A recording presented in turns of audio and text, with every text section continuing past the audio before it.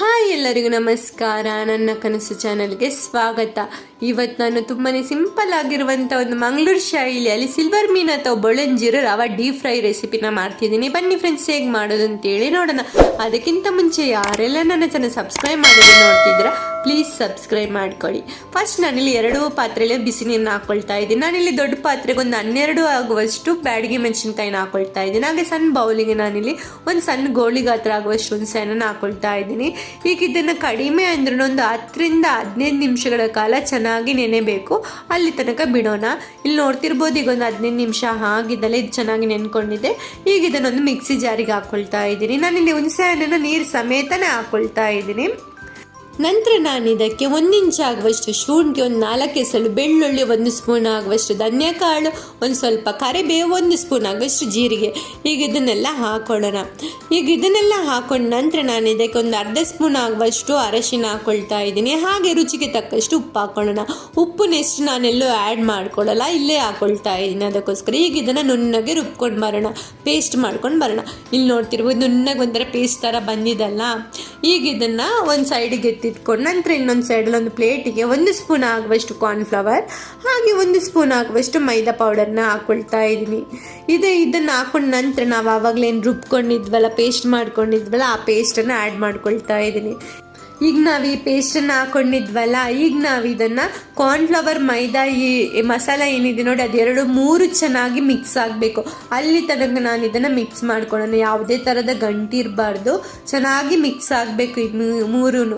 ಆವಾಗಲೇ ಟೇಸ್ಟ್ ಚೆನ್ನಾಗಿ ಬರುತ್ತೆ.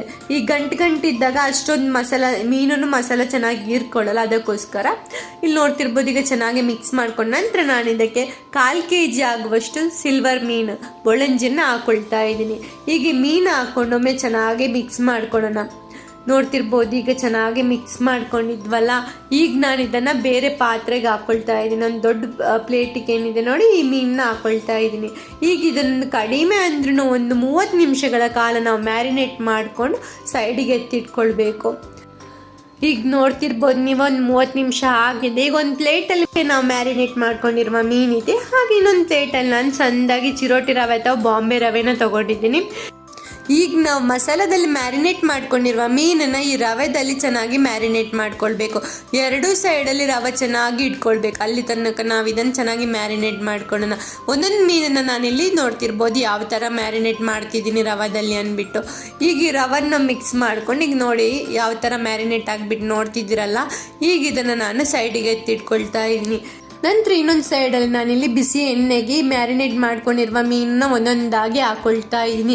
ಎಲ್ಲ ಒಮ್ಮೆಲೆ ಹಾಕೊಳ್ಳೋಕೆ ಹೋಗಬೇಡಿ, ರವೆ ಬಿಡುತ್ತೆ. ಅದಕ್ಕೋಸ್ಕರ ಒಂದೊಂದೇ ಮೀನನ್ನ ಹಾಕ್ಕೊಳ್ತಾ ಇದ್ದೀನಿ.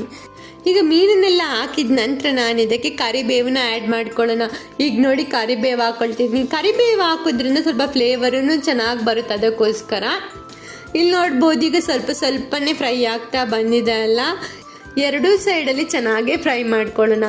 ಇಲ್ಲಿ ನೋಡ್ತಿರ್ಬೋದು, ಈಗ ರುಚಿಯಾಗಿರುವಂಥ ಒಂದು ಸಿಂಪಲ್ ಆಗಿರುವಂಥ ಬೊಳಂಜಿರು ಅಥವಾ ಸಿಲ್ವರ್ ಫಿಶ್ ರವಾ ಡೀಪ್ ಫ್ರೈ ರೆಡಿ ಆಗಿದೆ. ತುಂಬಾ ಟೇಸ್ಟ್ ಅಂದರೆ ತುಂಬಾ ಚೆನ್ನಾಗಿರುತ್ತೆ. ಈ ರಸಮ್ ಜೊತೆಗೆ ಸೈಡ್ ಡಿಶ್ಶಿಗೆ ಆಗಿರಲಿ, ಎಲ್ಲದಕ್ಕೂ ಕಾಂಬಿನೇಷನ್ ತುಂಬಾ ಚೆನ್ನಾಗಿರುತ್ತೆ.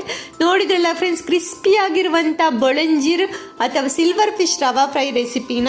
ನನ್ನ ಈ ರೆಸಿಪಿ ಇಷ್ಟ ಆದರೆ ಪ್ಲೀಸ್ ಲೈಕ್ ಮಾಡಿ, ಶೇರ್ ಮಾಡಿ, ಕಮೆಂಟ್ ಮಾಡಿ, ಹಾಗೆ ಸಬ್ಸ್ಕ್ರೈಬ್ ಮಾಡೋದು ಮಾತ್ರ ಮರಿಬೇಡಿ.